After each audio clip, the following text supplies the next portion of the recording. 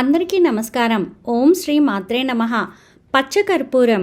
పచ్చకర్పూరాన్ని కుంకుమలో కలిపి నుదుటిన పెట్టుకుంటే సాక్షాత్తు వెంకటేశ్వర స్వామి అనుగ్రహం ఎప్పటికీ ఉంటుంది. పచ్చకర్పూరం, కుంకుమ పువ్వు కలిపి డబ్బు పెట్టెలో పెడితే ఎక్కువ ధనలాభం కలుగుతుంది. వ్యాపారులు ప్రతిరోజు పచ్చకర్పూరాన్ని, కుంకుమను నుదుటికి పెట్టుకుంటే ఆ రోజు ఎక్కువ వ్యాపారం జరుగుతుంది. పచ్చకర్పూరాన్ని తీపి పదార్థాలకు కలిపి దేవుడికి నైవేద్యంగా పెట్టి దానం చేస్తే ఇంటిలో శుభకార్యాలు త్వరగా జరుగుతాయి. పచ్చకర్పూరంతో హోమం చేస్తే వశీకరణ శక్తులు వస్తాయి. పచ్చకర్పూరాన్ని దేవాలయానికి దానం చేస్తే గౌరవ మర్యాదలు పెరుగుతాయి. పిల్లలు లేని వారు పాలకు పచ్చకర్పూరాన్ని జోడించి మంగళవారం శ్రీ సుబ్రహ్మణ్య స్వామికి అభిషేకం చేసి ఆ పాలను తాగుతూ ఉంటే అన్ని రకాల గర్భదోషాలు నివారణ అయి సంతానం కలుగుతుంది.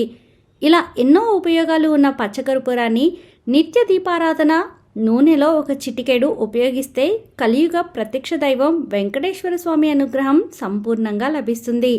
సర్వే జనా సుఖినో భవంతు.